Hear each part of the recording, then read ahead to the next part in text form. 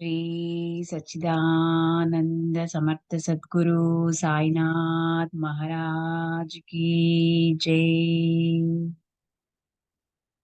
अखिलांड कोटि ब्रह्मांड नायका राजाधिराज योगिराज परब्रह्म साईनाथ महाराज की जय। नमस्कार साष्टांग श्री साईनाथा। नमस्कार साष्टांग श्री साईनाथा।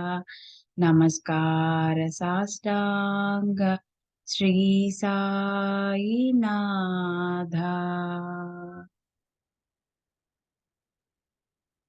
సాయినాథులకు మరొక్కసారి ప్రణమిల్లుతూ సాయినాథుని సన్నిధిలో చక్కగా మనము ఇంతటి జ్ఞానాన్ని తెలుసుకుంటున్నందుకు సాయినాథులకి మరొక్కసారి సాష్టాంగ నమస్కారాలు చెప్పుకుంటూ శ్రీ గణేశునికి మన నమస్కారాలు, శ్రీ సరస్వతీదేవికి మన నమస్కారాలు, శ్రీ గురు మహారాజుకి మన నమస్కారాలు, శ్రీ కులదేవతకి మన నమస్కారాలు, శ్రీ సీతా శ్రీ రామచంద్రుడికి మన నమస్కారాలు, శ్రీ సద్గురు సాయినాథులకి మన నమస్కారాలు, హేమాడ్ పంత్ గారికి మన నమస్కారాలు, నింబాళ్కర్ గారికి మన నమస్కారాలు, విమలా శర్మ గారికి మన నమస్కారాలు, గురువు గారైన శ్రీరామ్ సారికి మన నమస్కారాలు, ఈ పుస్తకాన్ని అందించిన అనిత గారికి మన నమస్కారాలు, గురువు గారైన నారాయణ శర్మ గారికి మన నమస్కారాలు. అలాగే విమలా శర్మ గారు అసలు ఈ శ్రీ సాయిబాబా అని తెలుసుకున్నదే అలివేలు మంగమ్మ తల్లి భరద్వాజ మాస్టర్ గారి ద్వారాగా తెలుసుకున్నారు. అందుకని అలివేలు మంగమ్మ తల్లి భరద్వాజ మాస్టర్ గారికి అనేక కోటి నమస్కారాలు. ఇలా ఎంతో మంది గురువులు ప్రత్యక్షంగాను పరోక్షంగాను మనకి ఎంతో మంది మనకి సహాయం చేస్తూ ఉంటారు, మనకు తెలియదు. వారందరికీ కూడా పేరు పేరున కృతజ్ఞతలు చెప్పుకుంటూ ప్రకృతి మాతకి మనకి ఇంత చక్కని సమయాన్ని, దానికి తగ్గట్టు మనకి అన్ని సౌకర్యాలని మనకు కల్పించి మనల్ని ఇంత చక్కగా కూర్చోబెట్టి ఇంత బుద్ధిని ఇచ్చి మనల్ని ఇంత చక్కగా చేస్తున్నందుకు ప్రకృతి మాతకి అనేక కోటి నమస్కారాలు తెలుపుకుంటూ చక్కగా మనం ఆ సాయి సన్నిధిలో సాయి ఎదురుగుండా చక్కగా కూర్చుని ఆ జ్ఞానాన్ని సాయే మనకి అందిస్తున్నారని చక్కగా 18వ అధ్యాయంలోకి వెళ్దాం. మదను గ్రహం నా మీద అంటే హేమాడ్ పంత్ మీద కురిసిన కృపాప్రసాద వర్ణన మొదటి భాగం. ఓ సర్వశ్రేష్ఠులు, నిత్యులు అయిన సద్గురు మీకు జయకారాలు. ప్రత్యక్ష పరబ్రహ్మలైన సద్గురు మీకు జయకారాలు. ఈశ్వరుణ్ణి మెప్పించగల శక్తిని స్వాధీనంలో ఉంచుకోగల మీకు జయం.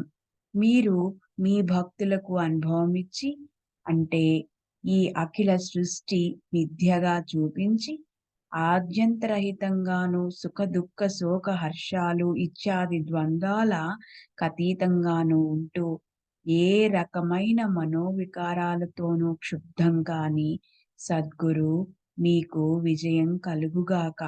ఆత్మస్వరూపాన్ని తెలియజేయగలవారు మీరొక్కరే.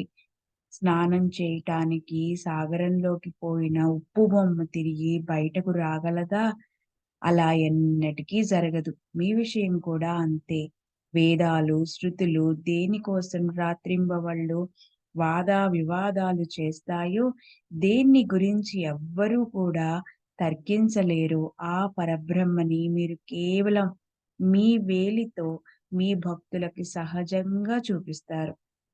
అదృష్టవశాత్తు మీ కృపాదృష్టి పరిధిలోకి వచ్చిన వారికి ఇది తమది, ఇది ఇతరులది అని అల్పభావనకు స్థానమే ఉండదు. గత అధ్యాయంలో బ్రహ్మ చిక్కుని విప్పి స్పష్టం చేయటం జరిగింది.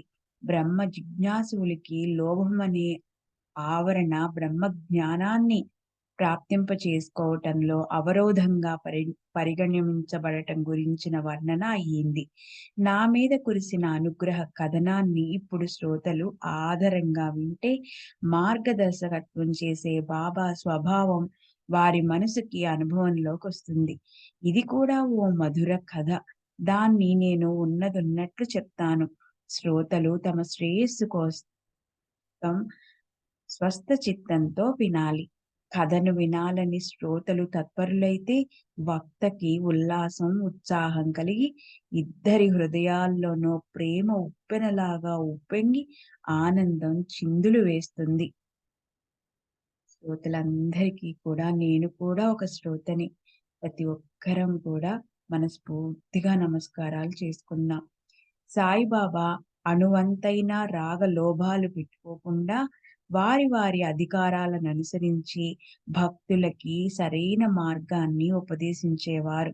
గురువు చెప్పినది ఇతరులెవరికైనా చెప్తే అది విఫలమవుతుందని ఎంతో మంది అభిప్రాయపడతారు.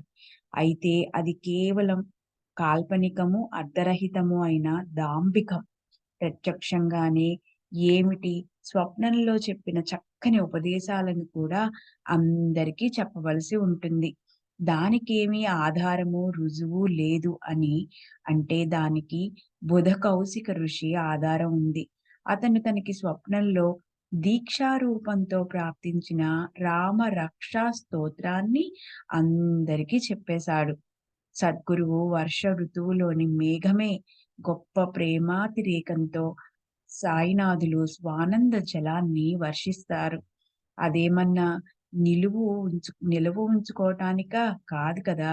స్వయంగా మనసారా తనివితీరా త్రాగి ఆదరించి త్రాగించటానికి పిల్లల చుబుకం పుచ్చుకుని వారి ఆరోగ్యం కోసం అమ్మవాళ్ళని మాయబుచ్చి మందంతా త్రాగించినట్లు అచ్చం అదే విధంగా ఉంటుంది బాబా హస్త కౌశలం. ఆయన బోధ ఆయన బోధనా పద్ధతి గుప్తంగా ఉండదు. ఆయన తమ భక్తుల కోరికని ఏదో ఒక పద్ధతిలో అనూహ్యంగా నెరవేరుస్తారని గుర్తుంచుకుని మరీ విందాం. సద్గురువుతో కలిసి జీవించటం ధన్యం. సాయినాథుల గొప్పతనాన్ని ఎవరు వర్ణించగలరు? సద్గురువు చెప్పిన ఒక్కొక్క మాట గుర్తొస్తే మనకున్న వర్ణనా పటిమ ఉవ్వెత్తున ఎగిసిపడుతుంది. ఈశ్వరుణ్ణి భక్తి భావనతో స్తుతించిన, గురుసేవ, పూజ చేస్తున్న గురువు నుంచి ప్రాప్తించవలసిన జ్ఞానం ప్రాప్తిస్తుంది. ఇతర సాధనలు వ్యర్థమైపోతాయి. విక్షేపము, ఆవరణల వల్ల సంసారాన్ని దాటగల మార్గం అంధకార బంధురంగా ఉంటుంది. గురూపదేశమనే కాంతి కిరణాలు ఏ అవరోధాలు లేకుండా మార్గాన్ని చూపిస్తాయి. గురువు ప్రత్యక్షంగా ఈశ్వరుడే.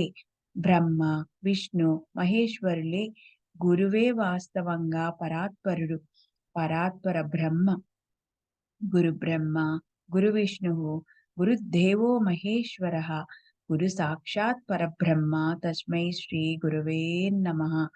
గురువే తల్లి, గురువే తండ్రి. దేవుడు కోపిస్తే గురువు రక్షిస్తాడు. అయితే గురువు కోపిస్తే మాత్రం ఎవ్వరూ రక్షించలేరు. ఇది ఎప్పటికీ గుర్తుంచుకోవాలి. గురువు ప్రవృత్తికి అంటే ప్రాపంచిక వ్యవహారాలకు మార్గం చూపగలరు.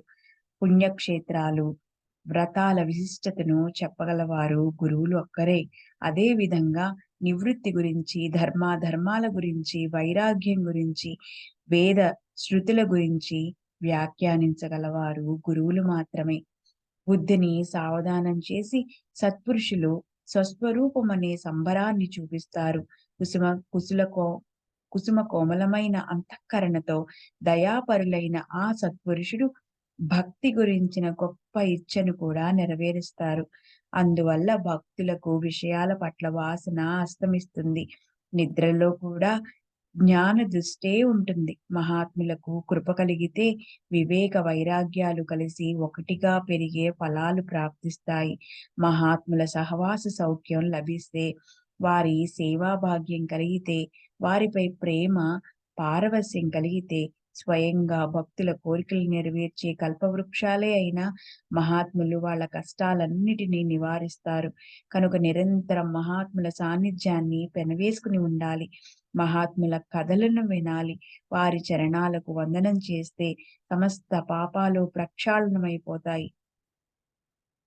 లార్డ్ రే ముంబై రాజ్యానికి గవర్నర్‌గా ఉన్నప్పుడు అతను క్రాఫర్డ్ అనే పేరుగల ముంబై నగర మున్సిపాలిటీ కార్యాలయంలో ఓ అయోగ్యమైన పని గురించి తనిఖీ చేశాడు. అప్పుడు ప్రసిద్ధి చెందిన ఓ వ్యక్తి సాయిబాబా భక్తికి ఆకర్షితుడైనాడు. అతనికి 3 రకాల దుఃఖాలతో నిండిన సంసారం, మిథ్య అనిపించటం వల్ల, వ్యాపారంలో నష్టం కలగటం వల్ల మనసులో గొప్ప వైరాగ్యం కలిగింది. అతను సామానంతా తీసుకుని ఇల్లొదిలేశాడు. మనసులో అశాంతి చోటు చేసుకోవటం వల్ల సుదూర ప్రాంతానికి వెళ్ళిపోవాల్సిందతనికి. ఎక్కడైనా సరే ఏకాంతంలో సుఖంగా ఉండాలని మనసులో నిశ్చయించుకున్నాడు. సంకట సాగరంలో పడిపోయినప్పుడు, ఆ కష్టాల కొలిమిలో కాలిపోయేటప్పుడు జీవులకి దైవం గుర్తొస్తాడు. అప్పుడు వారు దైవాన్ని అదే పనిగా పిలిచి ఆయన వెంట పడతారు. అయితే పాప కర్మాచరణ తగ్గిపోనంత వరకు దేవుడి పేరు పెదవులను సృశించదు. కానీ అదే నామం ఒకసారి పెదవులపైకి వచ్చిందంటే, అప్పుడు ఆ జీవుల భక్తిని చూసి దేవుడు వారిని మహాత్ములతో జతకలుపుతాడు. అలాగే అయింది ఈ భక్తుడికి. అతను సంసారంతో విసిగిపోవటం చూసి అతని స్నేహితుడు అతనికి హితకరమైన ఓ సలహా ఇచ్చాడు. ఇది విందాం. ఏమయ్యా! నీవు సమర్థ సాయినాథునికి షిరిడీ వెళ్ళి రారాదూ? అత్యంత దయాపరుడైన మహాత్మునికి నీ గురించి విన్నవించుకోవచ్చు కదా! సాయినాథుల సాన్నిధ్యం ఒక్క క్షణం పాటు లభించినా నీ మనోచాంచల్యం వెంటనే అస్తమిస్తుంది. వెంటనే అది హరి చరణాలను ఆలింగనం చేసుకుంటుంది. అప్పుడు అక్కడి నుంచి వెనుతిరగటం కష్టమవుతుంది. దేశ దేశాల నుంచి జనాలు వస్తారక్కడికి. సాయి మహారాజు చరణాలను పట్టుకుంటారు. సాయినాథుల ఆజ్ఞానుసారం వ్యవహరిస్తారు. సాయినాథుల్ని సేవించి తాము కోరుకున్న మనోరథాలను ఈడేర్చుకుంటారు. అలా సాయిబాబా కీర్తి ప్రసిద్ధి చెందింది. చిన్న, పెద్ద అందరికీ సాయినాథులు తెలుసు. సాయినాథులపై కరుణ కలిగిందంటే నీ దుఃఖం దూరంగా పారిపోతుంది. షిరిడీ గొప్ప పవిత్ర స్థలం. రాత్రింబవళ్ళు అక్కడికి రాకపోకలు జరుగుతూనే ఉంటాయి. నీవు కూడా దర్శనం చేసుకొని చూడు. మహాత్ముల దర్శనం ఎప్పటికీ శుభప్రదమే. వర్షం పడక ఉదాసీనంగా, ద్రవ్యహీనంగా అయిన సమయంలో మేఘాలు అనుకోకుండా కుంభవృష్టి కురిపించినట్లు లేదా ఆకలితో వ్యాకులం చెందినప్పుడు పంచభక్ష పరమాన్నాలు పళ్ళెంలో వడ్డించినట్లయిందతనికి. స్నేహితుడిచ్చిన ఆ సలహాను పాటించి అనుభవాన్ని పొందాలని మనసుకి అనిపించి ఆ భక్తుడు షిరిడీ దారి పట్టాడు. షిరిడీకి చేరి బాబా దర్శనం చేసుకుని సాయినాథుల పాదాలకు సాష్టాంగం చేశాడు. ఆ కమనీయమూర్తి దర్శనంతో అతని కళ్ళకు తృప్తి కలిగింది. మనస్సు మంత్రముగ్ధమయింది. సనాతన స్వయం ప్రకాశక నిరంజన పరబ్రహ్మ పూర్ణ బ్రహ్మ అయిన సాయి రూపాన్ని చూసి అతని మనస్సు శాంతించింది. అతనికి పూర్వజన్మలో చేసుకున్న పుణ్యఫలంతో ఆ పదద్వయం ప్రాప్తించిందనిపించింది. ఆ దర్శనంతో మనసుకి మహదానందంగా, నిశ్చింతగా కలిగాయి. అతని ఇంటి పేరు సాటే. అతని నిశ్చయం అంచంచలమైంది. అతను గురుచరిత్ర పారాయణను నియమంగా చేయటం మొదలుపెట్టాడు. సప్తాహం పూర్తవటానికి ముందు రాత్రి బాబా అతని కల్లోకి వచ్చారు. తమ చేతిలో పారాయణ గ్రంథాన్ని పట్టుకుని బాబా అతనికి స్వయంగా అర్థం చెప్పసాగారు. తమ ఆసనంపై కూర్చుని ఎదుట సాటిను కూర్చోబెట్టుకుని గురుచరిత్ర గ్రంథాన్ని తీసుకుని బాబా నిరూపణ చేయసాగారు. బాబా గ్రంథ పారాయణ చేస్తూ పౌరాణికుల్లా కల్లా కథ చెప్పసాగారు. సాటే స్వస్థ చిత్తంతో శ్రోతలాగా కూర్చుని ఆదరపూర్వకంగా ఆ గురు కథను వింటున్నాడు. సాటే ఆలోచనలో పడ్డాడు. ఇదేమిటిలా విరుద్ధంగా ఉంది అని అతనికి ఎంతో ఆశ్చర్యం కలిగింది. ప్రేమభావం ముప్పిరిగొనగా అతని కంఠం పూడుకుపోయి, "ఓ దయామయా! సాయినాథా! అజ్ఞానాంధకారమనే దిండుని మెడ కింద పెట్టుకుని, వాసనే అనే పక్క మీద పడుకుని గుర్రు పెట్టే వారిని మీరు మేల్కొలుపుతారు. అలాంటి స్థితిలో ఉన్న నన్ను తట్టి లేపి గురు చరితామృతాన్ని ఓ కృపాళా! మీరు నా చేత త్రాగించారు అనుకున్నాడు. సరే, ఆ అనుభవం అయ్యాక సాటేకి పూర్తిగా మెలకువ వచ్చింది. జరిగిన విషయమంతా అతను కాకా దీక్షిత్‌కి చెప్పి ఇలా అన్నాడు. కాకా సాహెబ్, దీనికి అర్థం నాకేమీ తెలియటం లేదు. అది చెప్పగల సమర్థులు బాబాయే. బాబా మనసులో ఏముందో అర్థం కావటం లేదు. మీరే సాయినాథుల్ని అడగండి. గురుచరిత్ర పారాయణాన్ని మళ్ళీ ప్రారంభించాలా? లేక ఇంతటితో అయిపోయిందనుకోవాలా? బాబా అభిప్రాయమేమిటో అడగండి. ఇప్పుడే నా మనసుకి శాంతి కలుగుతుంది. అప్పుడు కాకా సాహెబ్ అవకాశం చూసుకుని బాబాతో సాటే స్వప్నం గురించి చెప్తూ ఇలా అన్నాడు. దేవా! ఈ అనుభవంతో మీరు సాటేకి ఏం చెప్పదలుచుకున్నారు? సప్తాహం అలాగే కొనసాగించాలా? లేక అంతటితో ఆపేయాలా? మీరే సాటేకి ఇందులోని అంతరార్థాన్ని స్పష్టంగా చెప్పండి. అతనికి మార్గం చూపండి. సాటే గొప్ప భావార్థి భక్తుడు. అతనిపై కృప చూపి అతని ఈ కోరిక నెరవేర్చండి. ఇదే మీ చరణాలకు నా విన్నపం. అప్పుడు బాబా ఇలా ఆజ్ఞాపించారు. అతన్ని మరోసారి పారాయణ చేయమను. ఈ గురుచరిత్ర చదవటం పట్ల భక్తులు పాపరహితులవుతారు. ఈ గ్రంథ పారాయణం చేస్తే చదివే వారికి శుభం కలుగుతుంది. పరమేశ్వరుడు ప్రసన్నుడవుతాడు. సంసార మోహం సమూలంగా సమసిపోతుంది. బాబా ఇలా అంటున్నప్పుడు నేను బాబా పాదాలు నొక్కుతున్నాను. నాకు చాలా ఆశ్చర్యం అనిపించి మనసులో అనుకున్నాను. బాబా, ఇదెలా సాటికి అతి స్వల్ప శ్రమతోనే ఫలితం లభించింది. నేను ఈ గ్రంథ పారాయణను సంవత్సరాల తరబడి అదే పనిగా చేస్తున్నా ఫలితం దక్కలేదు. సాటికి 7 రోజుల్లోనే దానికి ఫలితం దక్కింది. సాటే గురుచరిత్రను 7 రోజులు వరుసగా ఒక్కసారే చేశాడు. నేనైతే గడిచిన 40 సంవత్సరాల నుంచి దాన్ని చదువుతూనే ఉన్నాను.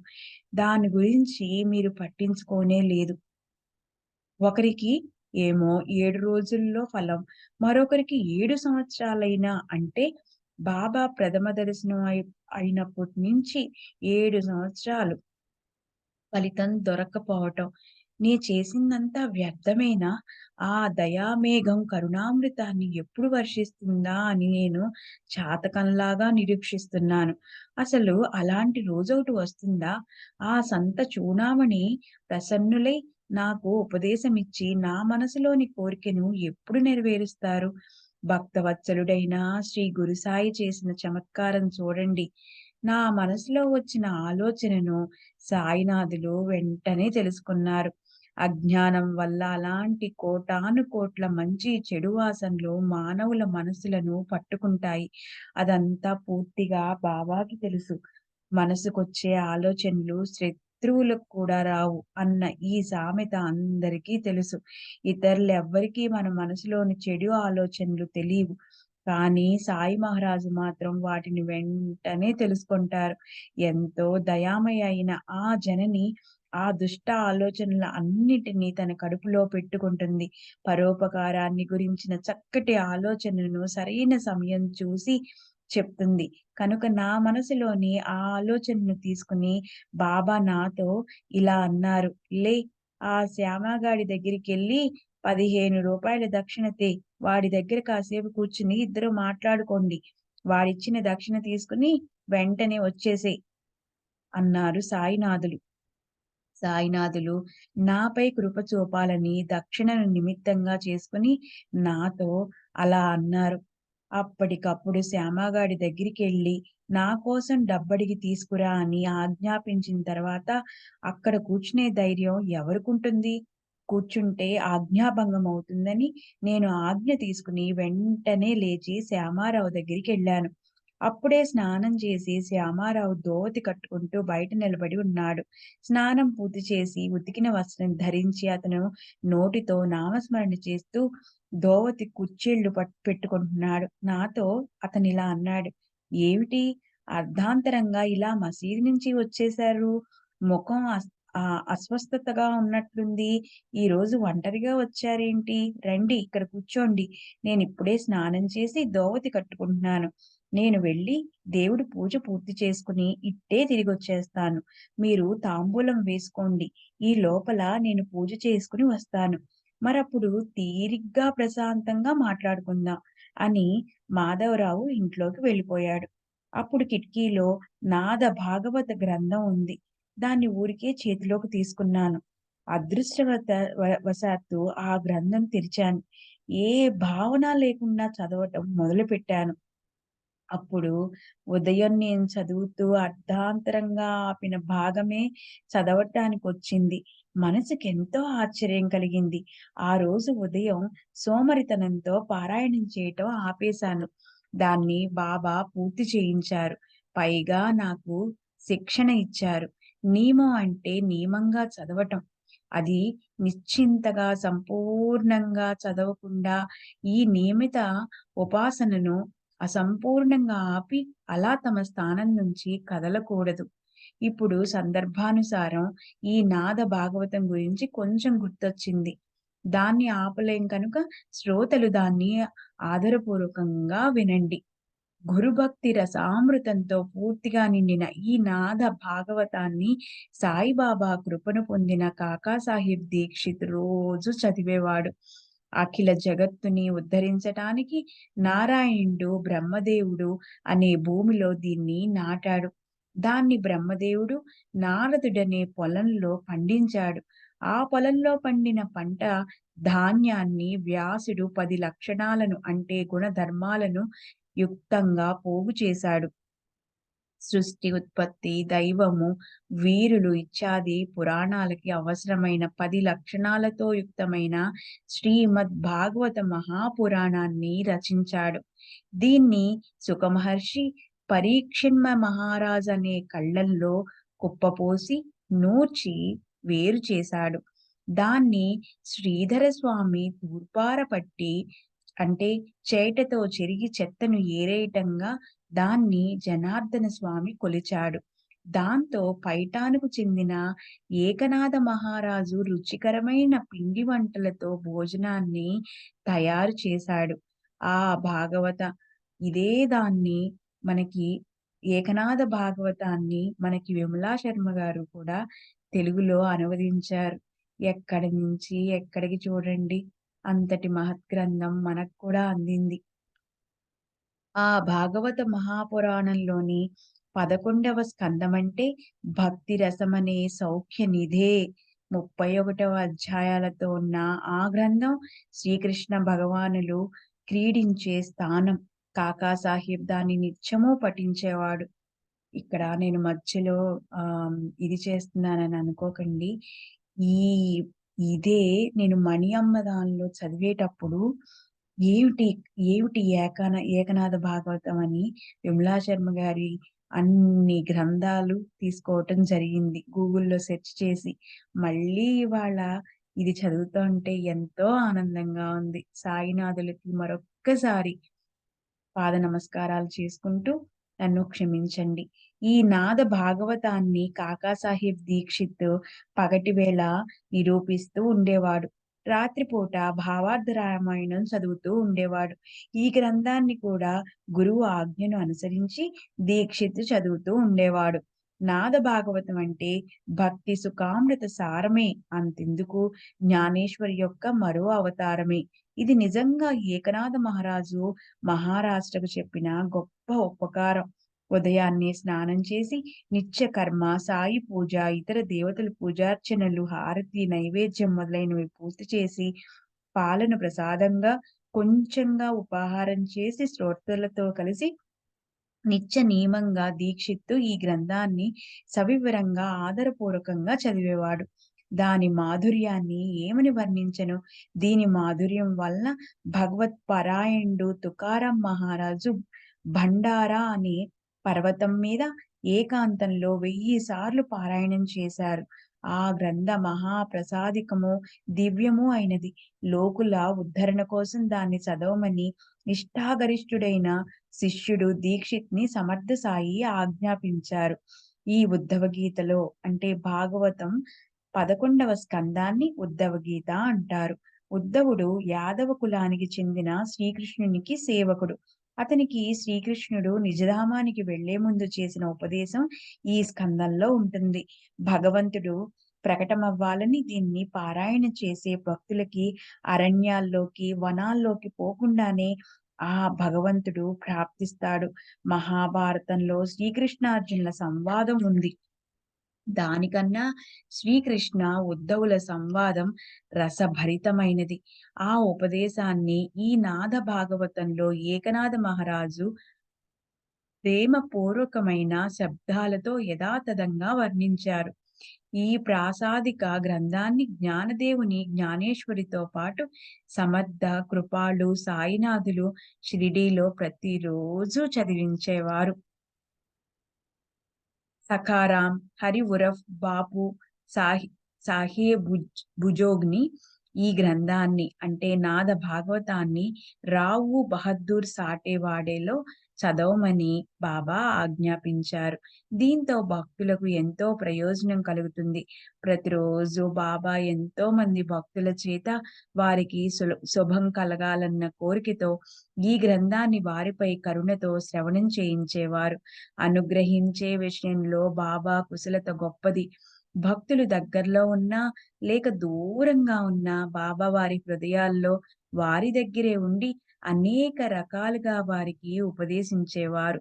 తమ మసీదులోనే కూర్చుని ఉన్న కొందరిని కొన్ని పనుల్లో నియమించి వారికి తమ శక్తినిచ్చి వాటిని పూర్తి చేయించేవారు. బాపు సాహెబ్ జోగ్ రావ్ బహదూర్ సాటేవాడాలో గ్రంథాన్ని చదవమని చెప్పగా జోగ్ దాన్ని నియమంగా నిత్యమూ చదువుతుంటే శ్రోతలు వినేందుకొచ్చేవారు. మధ్యాహ్నం భోజనం తర్వాత జోగు కూడా ఎప్పుడూ బాబా వద్దకు వెళ్లి ఆయన చరణాలకు నమస్కరించి విభూతి తీసుకుని గ్రంథం చదివేందుకు అనుమతి అడిగేవాడు. అతడు కొన్నిసార్లు జ్ఞానేశ్వరి చదివేవాడు. కొన్నిసార్లు నాద భాగవతాన్ని గొప్ప ఆనందంతో పారాయణ చేసేవాడు. అర్థంతో సహా వ్యాఖ్యానించేవాడు.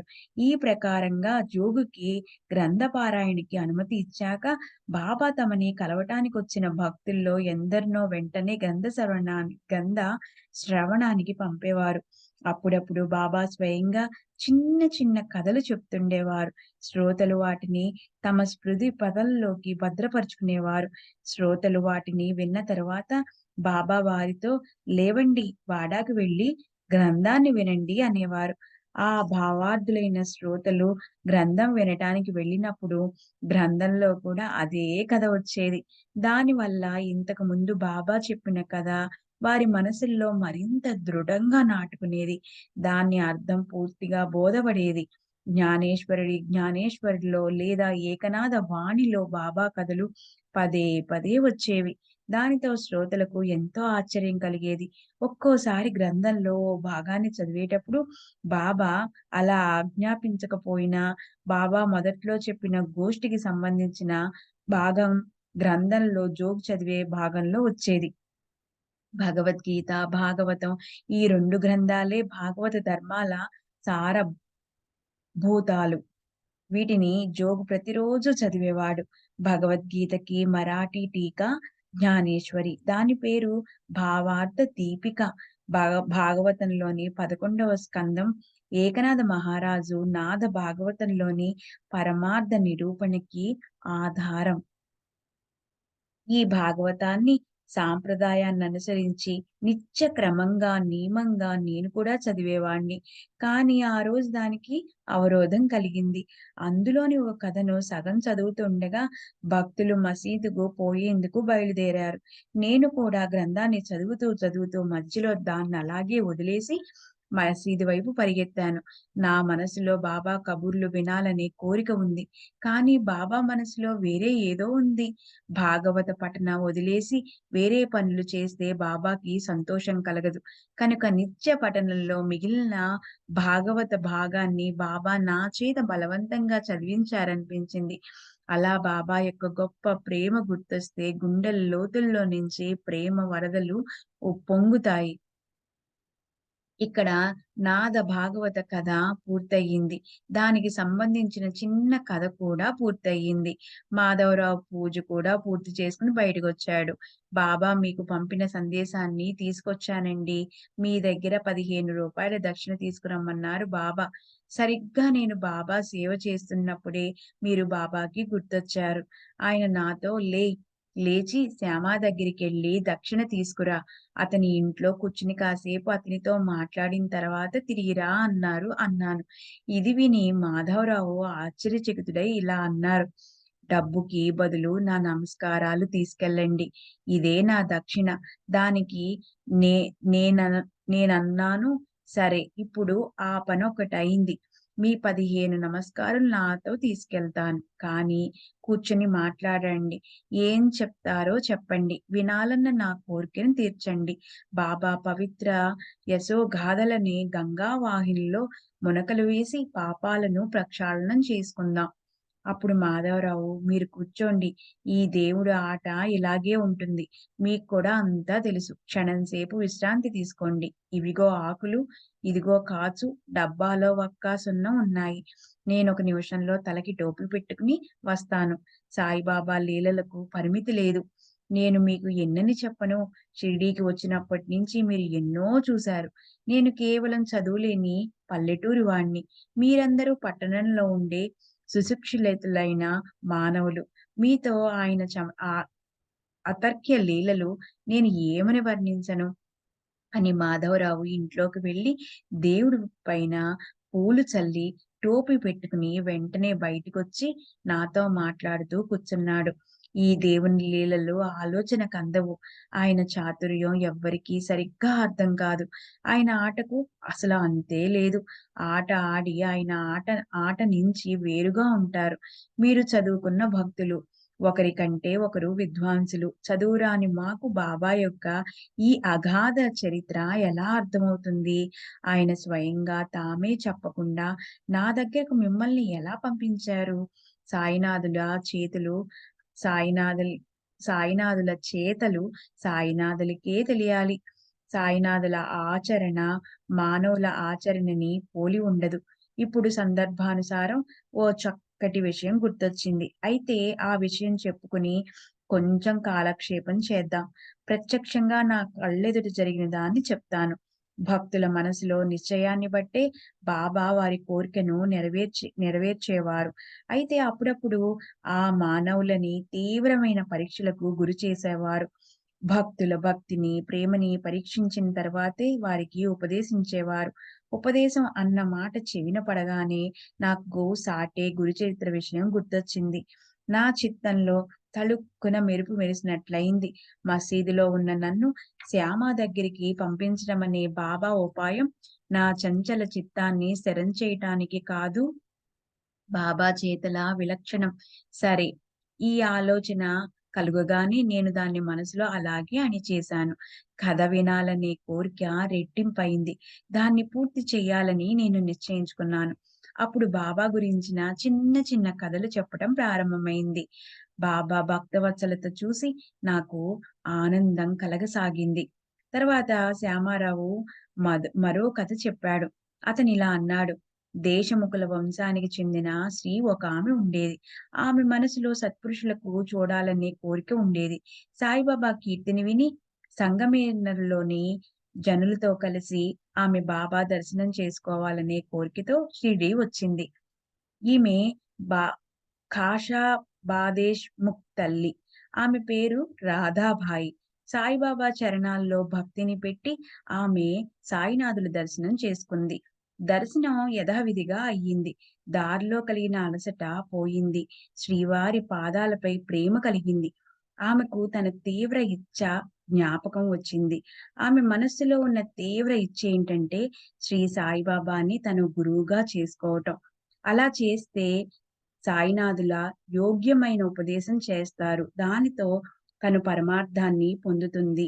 ఆమె వయసులో ఎంతో వృద్ధురాలు. ఆమెకు బాబా మీద అత్యంత నిష్ట ఉండేది. బాబా నుంచి ఎలాగైనా సరే ఉపదేశం పొందాలి అని ఆమె మనసులో తీవ్ర నిశ్చయం చేసుకుంది. తనపై కృప చూపి ఒక మంత్రాన్ని తన చెవిలో చెప్పేంత వరకు షిరిడీ వదిలేసి వేరే చోటకి పోరాదని నిశ్చయించుకుంది. శ్రీ సాయిబాబా నోటి నుంచి తప్పక మంత్రం తీసుకుంటాను. ఇతరుల దగ్గర నుంచి తీసుకున్నవి పవిత్రమైనవి కావు. శ్రీ సాయిబాబా పుణ్యాత్ములు, గొప్ప మహాత్ములు. సాయినాథులు నాపై అనుగ్రహం చూపిస్తారు అని అంతఃకరణలో దృఢంగా నిశ్చయించుకొని ఆమె అన్నము, నీళ్లు మానేసి భీష్మించు కూర్చుంది. అసలే ఆమె వృద్ధురాలు. కడుపులో అణువంతైన ఆహారం లేదు. పచ్చి మంచినీళ్ళైనా ముట్టుకోలేదు. ఉపదేశం మీద అపరిమిత శ్రద్ధ. వృద్ధురాలు 3 రోజులు రాత్రింబవళ్ళు ఉపవాసంతో ఉంది. బాబా ఉపదేశించినంత వరకు ఆమె అన్న పానీయాలు వదిలేసి పట్టుదలగా కూర్చోవాలని, మంత్రోపదేశం లేకపోతే షిరిడీకి వచ్చి వెళ్ళటంలో అర్థం లేదని అనుకుంది. బసలోనే ఆమె నిరాహార దీక్ష పట్టటం వల్ల చాలా కఠిన సందర్భం ఎదురైంది. అన్నం, నీళ్లొదిలేసి ఆమె 3 రోజులు అలా ఉండిపోయింది. ఆ దేశ్‌ముఖ్ స్త్రీ నీరసించి ఉదాసీనంగా అయిపోయింది. ఈ దురదృష్టవంతురాలిని ఏమనాలి? ఈ వృద్ధురాలికి చావన్నా భయం లేదే అనుకుంటూ మాధవరావు ఇది మంచిది కాదనుకున్నాడు. అప్పుడతను మసీదులో బాబా వద్ద కూర్చుని ఉన్నాడు. బాబా అతన్ని రోజూలాగే కుశల ప్రశ్నలు వేశారు. శ్యామా, ఈరోజు విశేషాలేంటి? అంతా బావుంది కదా? ఆ నారాయణ తేలి ఈ మాట ఒకానొక అంతరంగికమైన దుష్ట ఉక్తి నుద్దేశించి బాబా పదే పదే అనేవారు. చాలా మితిమించిపోయాడు. నన్నెంతో బాధిస్తున్నాడు. అసలే వృద్ధురాలి మొండిపట్టు చూసి బాధగా ఉన్న శ్యామ బాబాని వెంటనే ఇలా అడిగారు. ఇదేమి ఇంద్రజాలం దేవా! ఇప్పుడు నిజంగా ఏం చెయ్యాలి? మీ ఆట ఇతరులకి అర్థం కాదు. ఒక్కొక్క మనిషిని మీరిక్కడికి రప్పిస్తారు. వాళ్ళని గురించి మమ్మల్నడుగుతారు. ఈ వృద్ధురాలైన స్త్రీ ఓ కోరికతో 3 రోజుల నుంచి అన్న పానాలు లేకుండా ఉపవాసంతో ఉంది. ఆ వృద్ధురాలు మొండిది. మీ పాదాల్లో ఆమె దృఢంగా నిష్ట పెట్టుకుంది. ఆమె వైపు మీరసలు చూడటమే లేదు. ఆమెను ఊరికే ఎందుకు కష్టపెడుతున్నారు? అసలే క్షీణించి ఉన్న ఆమె మొండి పట్టుదలతో ఉంది. అన్నం లేకపోతే ఆమె ఖచ్చితంగా చనిపోతుందని నాకనిపిస్తోంది. వృద్ధురాలు ఉపదేశం కోసం సాయి దర్శనానికి పోయింది. కానీ సాయిబాబాకి దయ కలగలేదు. సాయినాథులు ఆమె మరణానికి కారణమైనారని లోకులందరూ అనుకుంటారు. బాబా అలాంటి దోషారోపణలను కలగనీయకండి. ఆమెకు ఆమె హితాన్ని గురించిన మాటలు చెప్పండి. ఆమెపై కృప చూపి ఈ యశస్సు తొలగించండి. వృద్ధురాలి దేహంలో ఇప్పుడు శక్తి మిగల్లేదు. ఆమె ప్రాణాలు తల్లడిల్లిపోయాయి. ఆమె మరణిస్తే మీకే కదా చెడ్డ పేరొస్తుంది. వృద్ధురాలి నియమం నెరవేరటం కష్టం. దురదృష్టవశాత్తు ఆ వృద్ధురాలు చనిపోతే చాలా చెడు జరుగుతుందని మాకెంతో చింత కలుగుతోంది. వృద్ధురాలేమో మొండిగా కూర్చుంది. ఆమెపై మీరు కృప, దయ చూపకపోతే ఆమె జీవించి ఉండదు. మీ నోటితో ఆమెకు ఏదైనా చెప్పండి అని శ్యామ సాయినాథుల్ని అడగటం జరుగుతుంది. అయితే మిగతాదంతా వేరే అధ్యాయంలో చెప్తానంటున్నారు హేమాడ్ పంత్ గారు. ఇప్పుడు ఈ అధ్యాయ పరిమితి అయిపోయింది. తర్వాత విషయాన్ని వినాలన్న శ్రోతల కోరిక రాబోయే అధ్యాయంలో భక్తి రసంతో కలిసి నిజంగా నెరవేరుతుంది. తర్వాత బాబా ప్రేమతో ఆ వృద్ధురాలికి చేసిన ఉపదేశాన్ని విచారపూర్వకంగా వింటే అవిద్య పట్టు సడలుతుంది. హేమాడ్ పంతు సాయి పాదాలకు శరణు వచ్చాడు. శ్రోతలకు సాష్టాంగం చేసి ఇలా విన్నపం చేస్తున్నాడు. స్వల్ప ప్రయాసతో సంసారాన్ని దాటిపోవటానికి శ్రవణ తత్పరులు కండి. సర్వులకి శుభమస్తు. ఈ ప్రకారంగా సత్పురుషులు, సజ్జనులు ప్రేరణ ఇచ్చిన భక్త హేమాడ్పంత్ రచించిన శ్రీ సాయి సమర్థుల సచ్చరిత్రలోని మదనుగ్రహం 1 అని పేరుగల 18వ అధ్యాయం ముగిసింది. శ్రీ సద్గురు సాయినాథార్పణమస్తు. శుభం భవతు. శ్రీ సచ్చిదానంద సమర్థ సద్గురు సాయినాథ్ మహారాజ్ की जय.